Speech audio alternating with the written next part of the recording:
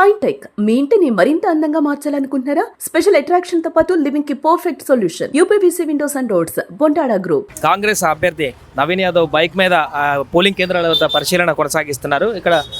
ఎక్కడ పోలింగ్ ఎలా కొనసాగుతుంది ఏంటనేటువంటి విషయాన్ని కూడా తన స్వయంగా స్కూటీ మీద ప్రయాణిస్తూ కొనసాగిస్తున్నటువంటి సందర్భం అయితే మనకు కొనసాగుతుంది. నవీన్ యాదవ్ గారితో సరే మాట్లాడేటువంటి ప్రయత్నం చేద్దాం. ఈసారి పోలింగ్ ఎట్లా అవుతుంది ఏంటనేది కూడా తెలుసుకునేటువంటి ప్రయత్నం చేద్దాం. గతంలో ఎప్పుడు కూడా ఇట్లా చూడలేదు. చాలా పాజిటివ్గా ఉన్నారు జనాలు.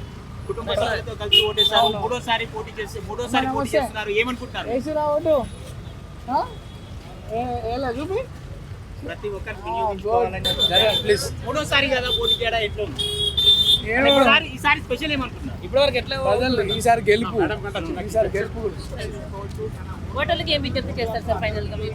దయచేసి వచ్చినటువంటి అవకాశాన్ని వినియోగించుకోండి. మన పిల్లల భవిష్యత్తు కోసం, మన జూబ్లీస్ అభివృద్ధి కోసం దయచేసి ఇళ్లలోనూ బయటకు వచ్చి ఓటు వినియోగించుకోండి అని చెప్తాం. ప్రజలందరూ కూడా ఓటేసారా లేదా అడుగుతూ వెళ్తున్నటువంటి సిచ్యువేషన్ అయితే మనం చూస్తున్నాం. స్కూటీ మీద కాంగ్రెస్ అభ్యర్థి, జూబ్లీస్ కాంగ్రెస్ అభ్యర్థి నవీన్ కుమార్ యాదవ్ చేస్తున్నటువంటి ప్రయాణం ఇది. పోలింగ్ అందరూ ఎక్కడెక్కడ అన్ని పోలింగ్ బూత్లలో ఏ రకంగా కొనసాగుతుంది, ఏ విధంగా ఈ పోలింగ్ సరళి కొనసాగుతుంది, ఇంకా ఎవరెవరు ఓటు వేసారా లేదా అని కూడా ప్రజలని వాకప్ చేస్తున్నటువంటి పరిస్థితి కూడా కొనసాగుతున్నటువంటి సందర్భాన్ని మనం చూస్తున్నాం.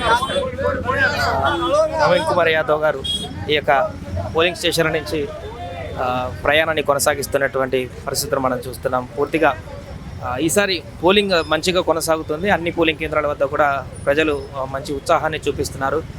పోలింగ్ ఓట్లు వేయడానికి ఆసక్తి చూపిస్తున్నారంటూ కూడా వారు చెప్తున్నటువంటి సిచ్యువేషన్. ఇప్పుడు ఇక్కడ అన్ని ప్రాంతాల్లో కూడా కలియదిరుగుతూ, సామాన్యులాగా కలియదిరుగుతూ అన్ని పోలింగ్ కేంద్రాల వద్దను విజిట్ చేస్తూ నవీన్ కుమార్ యాదవ్, అదేవిధంగా వారితో పాటు మిగతా కార్యకర్తలు కూడా పోలింగ్ ఎలా కొనసాగుతుంది ఏంటనేటువంటి వివరాలు కూడా తెలుసుకుంటున్నారు.